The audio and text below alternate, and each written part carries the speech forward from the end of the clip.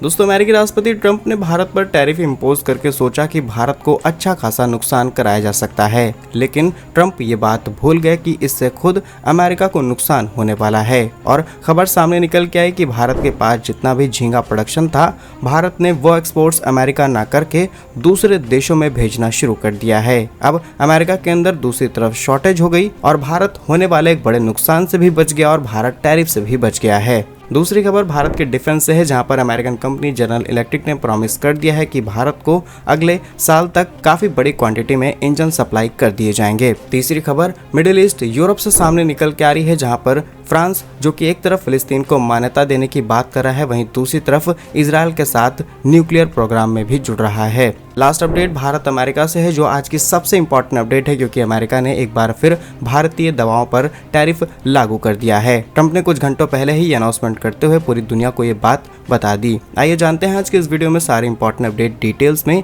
यदि आपको हमारा काम क्वालिटी रिसर्च पसंद आए, वीडियो को लाइक, चैनल को सब्सक्राइब जरूर कीजिएगा, क्योंकि आपका एक छोटा सा काम आप तक ये खबरें लाने में हमारी बहुत बड़ी मदद करता है। तो सबसे पहले भारत अमेरिका से आ रहे झींगा यानी श्रिम्प की बात की जाए तो अमेरिका के टैरिफ कानूनों की वजह से भारत का समुद्री उत्पादन, स्पेशली झींगा जो कि बड़े निर्यात किए जाते थे अमेरिका की ओर, वो पूरी तरीके से बाधित हो गया। लेकिन भारत ने तुरंत चीन के साथ अपने रिश्ते अच्छे कर लिए और चीन को हमने ये चीजें एक्सपोर्ट करनी शुरू कर दी है। ऑलरेडी भारत और चीन के बीच में जो ट्रेड डेफिसिट है बहुत ज्यादा है और इसे बैलेंस करने के लिए शायद ये हमारे पास बहुत अच्छा मौका था। अगर हम नंबर्स में बात करें तो फाइनेंशियल ईयर 2024-25 में भारत ने लगभग 7.3 अरब डॉलर के समुद्री उत्पाद निर्यात किए हैं। इसमें से अमेरिका की हिस्सेदारी लगातार गिरावट दर्ज की जा रही है, जबकि चीन की हिस्सेदारी लगातार बढ़ते चली जा रही है। वहीं साल 2024-25 के 4 महीनों के आंकड़े यानी अप्रैल से जुलाई का डेटा अगर आप देखेंगे तो भारत का चीन को कुल निर्यात 20% बढ़कर के 5.76 अरब डॉलर तक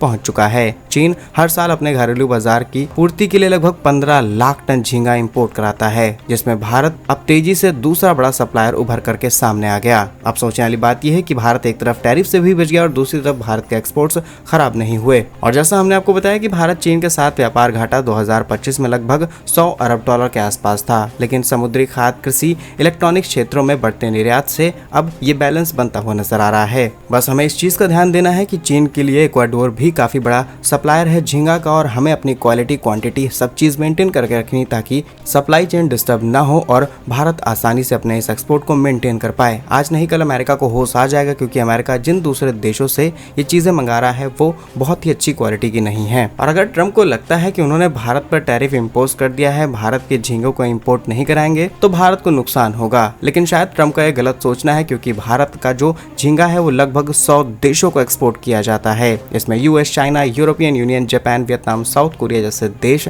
शामिल हैं। तो भारत की इस कूटनीति पर आप क्या सोचते हैं, कमेंट्स में जरूर बताइएगा। नेक्स्ट इंपॉर्टेंट अपडेट HAL जो कि भारत की सबसे बड़ी डिफेंस PSU यानी हिंदुस्तान एरोनॉटिक्स लिमिटेड से सामने निकल के आ रही है, और यहाँ से एक अच्छी खबर सामने निकल के आई है भारत के तेजस MK-1A के लिए। असल में HAL के चेयरमैन DK सुनील जी ने हाल ही में बताया, अमेरिकी कंपनी जनरल इलेक्ट्रिक के साथ हुई बातचीत से ये पता चला है कि आने वाले समय में तेजस MK-1A लड़ाकू विमानों की इंजन सप्लाई चेन में जो दिक्कतें आ रही थी उन्हें पूरी तरीके से लगभग खत्म किया जा चुका है, और कंपनी ने वादा किया है कि इस वित्तीय वर्ष में लगभग 12 इंजन मिल सकते हैं और अगले साल तक पूरे 20 इंजन की डिलीवरी भारत को हो जाएगी। HAL और जनरल इलेक्ट्रिक के बीच हुई रिसेंटली बैठक से ये सारी बातें सामने निकल के आई हैं। अगर हम डिटेल्स आपको बताएं तो तेजस लड़ाकू विमानों में जनरल इलेक्ट्रिक जो कि एक अमेरिकी कंपनी है इसके GEF404 इंजन का इस्तेमाल किया गया है, जबकि MK2 वर्जन के लिए हमने अमेरिका की इसी कंपनी से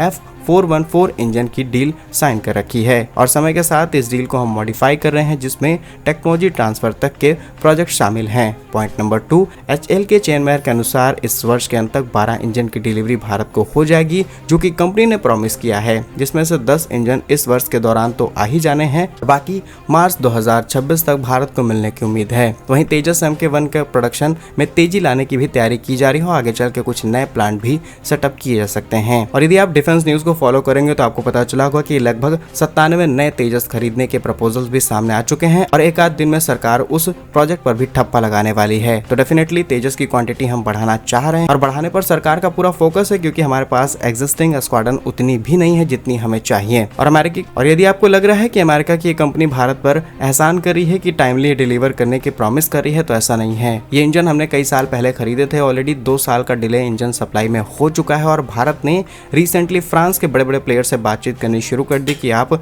यहाँ पर आकर के प्लांट सेटअप करो, हम आपको सारी फैसिलिटीज देंगे। और फ्रांस की कंपनियों ने भी भारत से सीधे कहा कि हम मेड इन इंडिया प्रोडक्शन करेंगे, अमेरिका से ताकतवर इंजन बनाएंगे। बस ये खबर सामने आते ही जनरल इलेक्ट्रिक को थोड़ी सी घबराहट हुई कि अगर सही समय पर इंजन डिलीवर नहीं किए गए तो डेफिनेटली सारी डील इनके हाथ से जा सकती हैं। बाकी आप खुद जानते हैं कि जियोपॉलिटिक्स सिर्फ और सिर्फ इंटरेस्ट और प्रॉफिट पे चलती है। Next important update France middle east से सामने निकल के आ रही है, जहां पर फ्रांस ने सितंबर 2025 में औपचारिक रूप से फिलिस्तीन को समर्थन देने के लिए मान्यता दी और कई ताकतवर देश, उसमें चाहे ब्रिटेन हो, कनाडा हो, हर जगह से फिलिस्तीन को समर्थन किया गया। भारत भी टू नेशन थ्योरी को फॉलो करने की हमेशा से सुझाव देता आया है, लेकिन वही फ्रांस जो एक तरफ फिलिस्तीन को एज अ देश बनाना चाहता है, वही इजराइल के साथ मिलकर के परमाणु व डिफेंस डील के कई समीकरणों का हिस्सा ऑलरेडी है और कई समीकरणों का हिस्सा अब बनने जा रहा है। चलिए इस पूरे इंसिडेंट को डिकोड करते हैं। 22 सितंबर 2025 को फ्रांस ने संयुक्त राष्ट्र महासभा के मंच पर फिलिस्तीन को राज्य के तौर पर मान्यता देने का ऐलान किया। इसके साथ ही यूके, कनाडा, ऑस्ट्रेलिया, पुर्तगाल समेत 145 देशों ने भी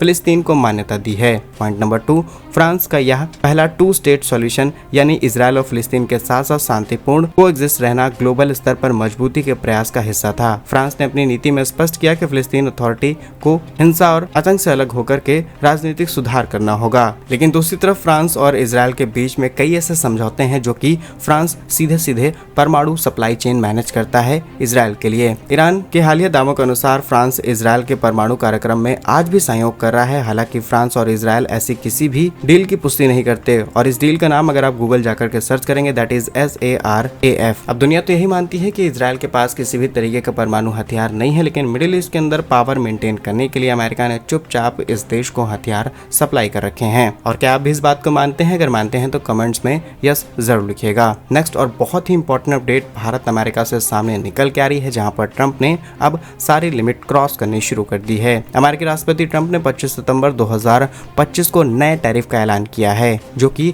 1 अक्टूबर 2025 से पूरी तरीके से इफेक्टिव हो जाएंगे। इन टैरिफ में ब्रांडेड फार्मास्यूटिकल्स यानी कि दवाइयों पर 100%, किचन, कैबिनेट और बाथरूम वैनिटी पर 50%, भारी ट्रकों पर 25% और असेंबल फर्नीचर पर 30% इंपोर्ट ड्यूटी शामिल कर दी है। इससे अमेरिका में मैन्युफैक्चरिंग जॉब्स, नेशनल सिक्योरिटी के नाम पर विदेशी बाजार को घुसने से रोकने के कदम को बताते हुए ये स्टेप लिया गया। अब ट्रंप ने अनाउंसमेंट करते हुए अब अगर ट्रंप के इस अनाउंसमेंट को डिकोड किया जाए तो फार्मास्यूटिकल कंपनियों पर 100% टैरिफ उन्हीं पर लागू होगा जो कि अमेरिका में प्लांट नहीं सेटअप करती हैं और सीधे सीधे इंपोर्ट करके चीजें इस्तेमाल कर रही हैं। आपको बता दें साल 2024 में अमेरिका ने करीब 233 अरब डॉलर की दवाइयां और मेडिकल इक्विपमेंट्स इंपोर्ट कराए हैं। लेकिन इस एडिशनल टैरिफ की वजह से आने वाले समय में अब ये चीजें और ज्यादा बढ़ जाएंगी। अगर इनमें से 100 अरब डॉलर की भी अमेरिका ने दवाइयां मंगाई हुई तो 100% टैरिफ से ऑलरेडी वो 200 अरब तक पहुंच जाएंगे और डेफिनेटली अमेरिका का ये बजट अमेरिका के सरकारी खर्च पर भारी पड़ने वाला है। और अब समय आ चुका है कि भारत, चीन समेत दुनिया के सभी देशों को एक संगठन बनाकर के WTO के अंदर जाना चाहिए, यानी कि वर्ल्ड ट्रेड ऑर्गेनाइजेशन के अंदर अमेरिका की चल रही इस गुंडागर्दी को रोकने की कोशिश की जाए, नहीं तो पूरी दुनिया के मार्केट को डिस्टर्ब करने की तैयारी अमेरिका की तरफ से शुरू हो चुकी है। तो क्या कुछ सोचते हैं आप इस खबर पर? कमेंट्स में अपनी राय जरूर बताइएगा। भारत कैसे है वीडियोस पाने के लिए वीडियो को लाइक, चैनल को सब्सक्राइब जरूर कीजिए। वंदे मातरम, भारत माता की जय।